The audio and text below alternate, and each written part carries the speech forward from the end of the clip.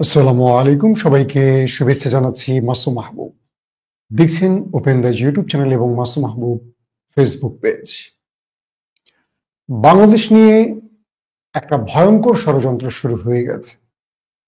যদিও আমরা রাজনৈতিকভাবে একে অপরকে দায়ী করছি, কিন্তু নেপথ্যে পরাজিত শত্রু এবং তাদের মূল মাস্টার মাইন্ড একাট্টা হয়ে বাংলাদেশকে একটা অরাজক পরিস্থিতি সৃষ্টির মাধ্যমে সুবিধা আদায় নতুন প্রেসক্রিপশন বাস্তবায়নের কাজ শুরু করেছে।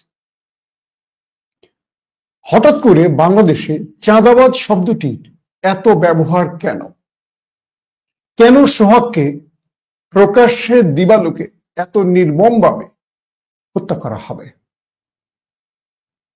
কেন সারা দেশে একযোগে ইসলামী দলগুলো একটি বৃহৎ দলের বিরুদ্ধে মিছিল করবে?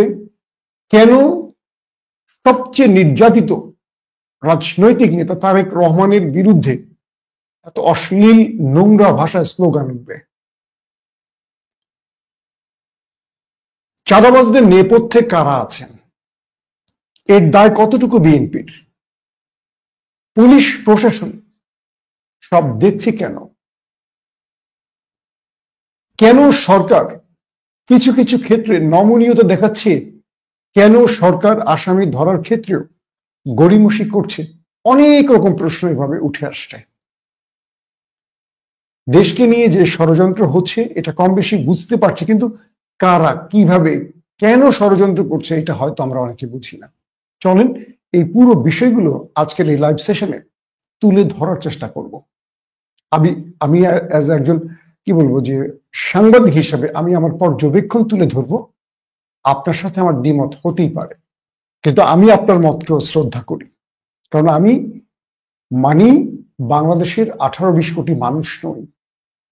যেহেতু কোন দলকে আমার পছন্দ আছে, তাই কেউ ধরে নেবেন না যে আমি এক পেশে তথ্য দেব। আমি এখানে যখন বসি ভুলে যাই আমি কোন দলকে পছন্দ করি। আমি আমার দেশ বা জাতিকে চিন্তা করে এই কথাগুলো বলি। এখন আপনার বিপক্ষে গেলে আপনি আমাকে গালাগাল করেন, আপত্তি নেই, কিন্তু সত্যটাকে হজম করার শক্তি থাকতে হবে। আসেন, চাঁদাবাজ আসলে কারা? বিগত 16 বছরে চাঁদাবাজ, টেন্ডারবাজ ছিল একটি রাজনৈতিক দলের নেতাকর্মীরা। এটা নিয়ে আমাদের আর দ্বিমত করার কিচ্ছু নেই, এবং তারা তাদের মাসুল দিয়ে গেছে। বর্তমানে বাংলাদেশে কোনো রাজনৈতিক দল ক্ষমতায় নেই, তাহলে যত অপকর্ম তার দায় কেন বিএনপির ঘাড়ে চাপে? দুটো বিষয়। জনাব তারেক রহমান বলছেন বাংলাদেশে বিএনপি এখন বিরোধী দল, তারা সরকারে নেই। তার কর্মীদের উদ্দেশ্য করে তিনি বলেছেন আপনাদের মনে রাখতে হবে আমরা সরকারে নেই, আমরা বিরোধী দলে আছি। তাই আগামী দিনে ভোট চাওয়ার আগে আপনাদের নিজেদেরকে ওই মানুষগুলোর সামনে প্রেজেন্ট করার আগে চিন্তা করবেন যে ভোট চাওয়ার ক্ষমতা আপনাদের আছে কিনা, সেই মুখ আপনাদের আছে কিনা। এটা কে বলেছেন? তারেক রহমান। কিন্তু বাংলাদেশে এই মুহূর্তে চাঁদাবাজ, টেন্ডারবাজ, টেম্পু লীগ, এই যে টেম্পু দল, এই যে কথাগুলো আসছে, এগুলো হলো রাজনৈতিক ন্যারেটিভ একটি দলকে নিয়ে। যেমন আওয়ামী লীগের আমলে আমরা বলতাম হেলমেট লীগ, পুলিশ লীগ, চাপাতি লীগ, হ্যাঁ, মানিক লীগ, ওই যে ধর্ষণ যে করে মানিক, এই যে লীগ শব্দটা যোগ করতাম। কিন্তু আওয়ামী লীগ ক্ষমতায় ছিল, এই মুহূর্তে কিন্তু বিএনপি ক্ষমতায় নেই। আজকে সোশ্যাল মিডিয়া দেখলাম জামাতের ঢাকা দক্ষিণের বোধহয় একজন নেতা, আর শফিকুল ইসলাম মাসুদ, তিনি বলছেন পৃথিবীতে এই প্রথম শোনা গেল, বা পৃথিবীতে এটি প্রথম কোন বিরল ঘটনা যে যেই দলটি ক্ষমতায় নেই, ক্ষমতায় আসতে পারে, সেই দলটির পদত্যাগ চাইছে বা সেই দলটির বিরুদ্ধে মানুষ নেমে গেছে। কথাটা জামাত নেতার মুখ থেকে এসছে, সোশ্যাল মিডিয়া আমি দেখলাম। আসলে কি বিএনপি অপরাধ করছে, না বিএনপির বিরুদ্ধে বা পেছনে ষড়যন্ত্র চলছে? আসেন, প্রথমে আমাদের আলোচনা চাঁদাবাজ কারা, সংক্ষিপ্ত কয়েকটি প্যারায় আমি আলোচনা করি। চাঁদাবাজ এই মুহূর্তে তারাই যারা বিগত 15 বছর রাজনৈতিকভাবে অনেক হয়রানির শিকার হয়েছিলেন, সেই দলটির হাইব্রিড কিছু লোক। বিএনপির ত্যাগী ফাইটার নির্যাতিত কোনো ব্যক্তি চাঁদাবাজ নয়।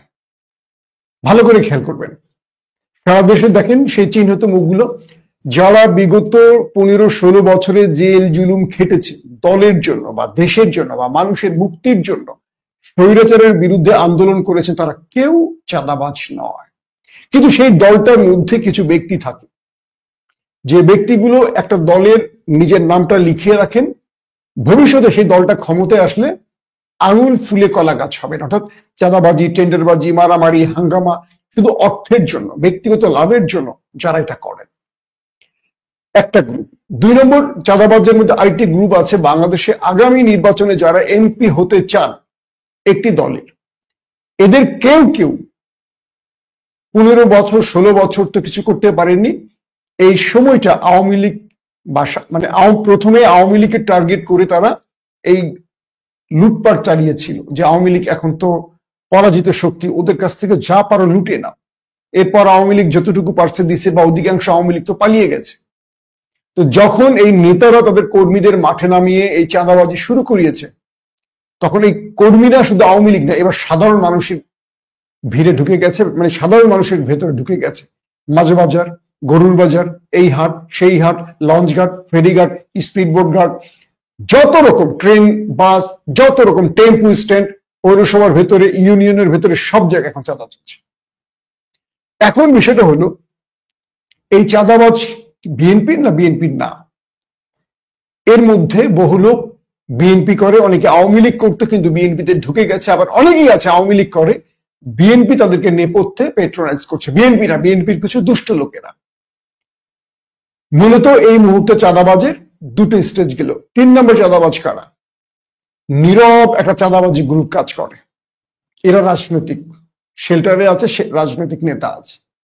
যেহেতু তারেক রহমান জিরো টলারেন্স নিয়ে আছে, এরা নিজেকে লুকিয়ে রেখেছে, কিন্তু সিচকে কিছু নেতাদের মাঠে নামিয়ে দিয়েছে। এদের মধ্যে কিছু আওয়ামী লীগের ছিল, যারা পিঠ বাঁচাতে এখন বিএনপি করছে, অথবা বিএনপি তাদেরকে দিয়ে চাঁদাবাজির কাজটা করাচ্ছে, কিন্তু নেপথ্যে বিএনপি আছে। বিএনপির কোনো বড় নেতা না, এরা কিন্তু বিএনপির পদবীর, খুব বড় বড় পদে, সেটা বলবো না।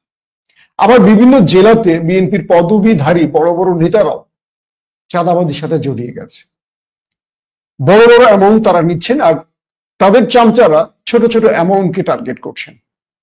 অর্থাৎ অমুক আওয়ামী লীগ নেতারা ধরে 1 কোটি, 5 কোটি, 10 কোটি এগুলো কিন্তু নিয়েছেন। এগুলো হয়েছে।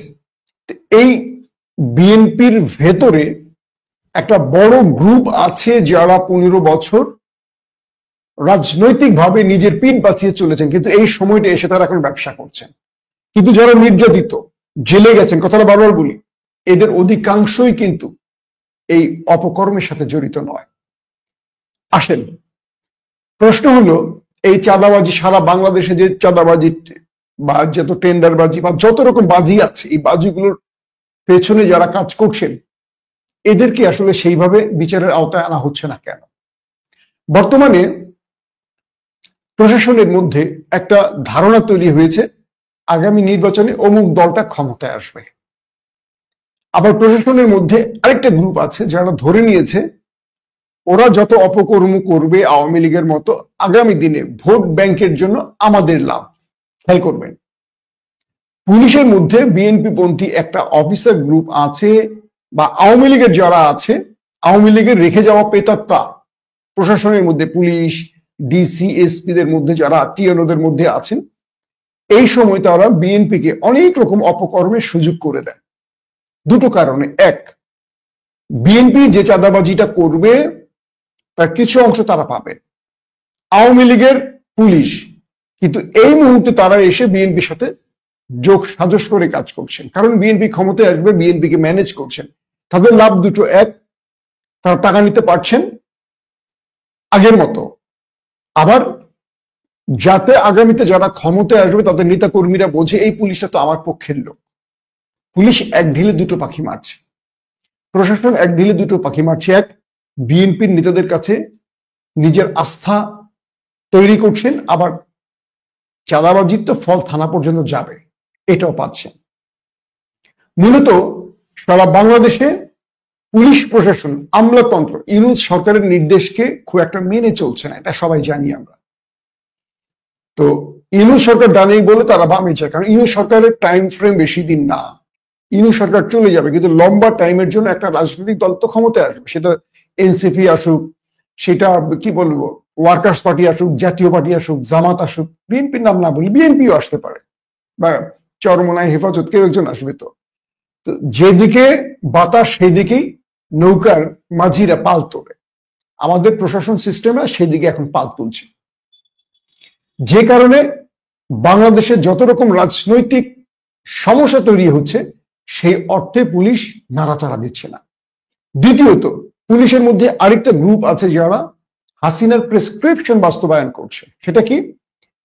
বলা আছে যে যত প্রকার অপকর্ম হবে তোমরা চোখ বন্ধ করে রাখো, যাতে মানুষ বুঝতে পারে বিকল্প মানে হাসিনা চলে যাওয়ার পরে এই দেশ ভালো নেই। তো প্রশাসন সেইভাবেই প্রেসক্রিপশন অনুযায়ী কাজ করছে। ধরেন প্রতিটা বাংলাদেশের 18 কোটি মানুষের গায়ের সাথে একটা রাজনৈতিক ট্যাগ থাকতেই পারে। ধরেন আমি কোনো রাজনৈতিক সভা, সেমিনার, বিক্ষোভ, মিছিল টিছিলের লোক না। ওই যে আমি লাইভে বলছি আমি বিএনপি কে পছন্দ করি, এখন বলে দিবি আমি বিএনপি, আমি একটা অপকর্ম করলে বিএনপি কেন দায় নেবে? এই প্রশ্নটা করছেন কখনো? আসেন, এই চাঁদাবাজ বাড়ছে কেন তার প্রধান একটি কারণ বলি। আওয়ামী লীগ চলে যাওয়ার পর ক্ষুধার্ত ব্যক্তিরা শুরু করেছিলেন চাঁদাবাজ।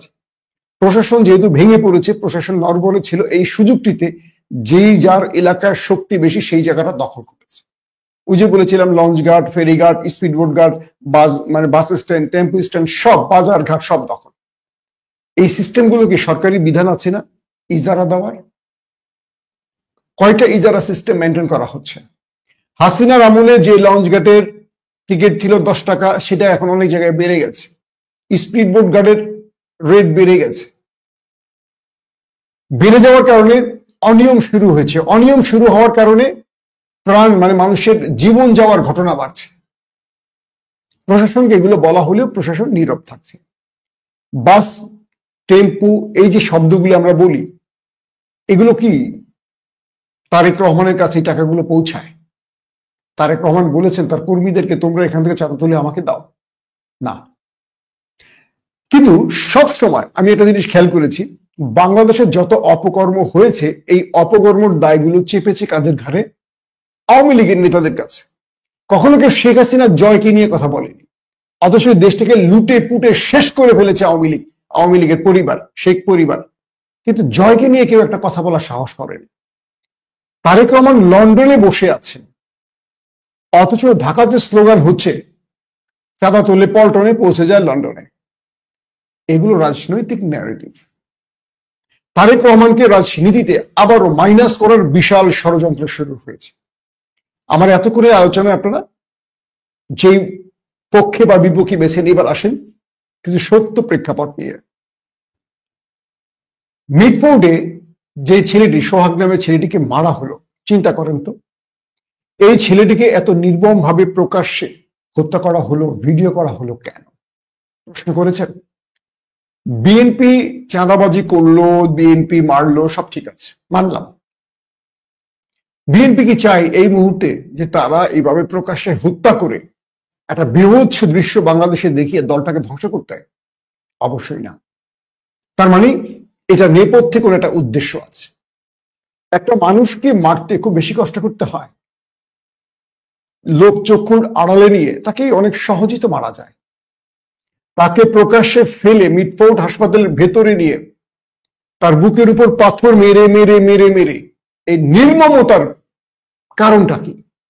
সোশ্যাল মিডিয়ায় সেই ভিডিওটা আমরা যা দেখলাম এটা সহ্য করার মতো না। এই ভিডিওটা বলে দেয় বিএনপিকে মাইনাস করার একটা বিশাল ষড়যন্ত্র শুরু হয়েছে। 2 নম্বর, মূল আসামিদের পুলিশ কি ধরতে পারছে? ইতিমধ্যে সোশ্যাল মিডিয়ায় অভিযোগ আসছে, আমি জানি না, আমি ইশরাক ভাইকে বলবো এটা নিয়ে আপনি দ্রুত প্রেস কনফারেন্স করেন। ইশরাক হোসেনকে জড়িয়ে অনেক সোশ্যাল মিডিয়ায় বক্তব্য আছে, হত্যাকারীদের একজন রজব আলী নাকি, তার সঙ্গে ইশরাকের ছবি সোশ্যাল মিডিয়াতে ভাইরাল। দ্রুত ইশরাক ভাইয়ের উচিত এই ব্যাপারে জবাব দেয়া, এই গুজবগুলো যেন গুজবই থাকে,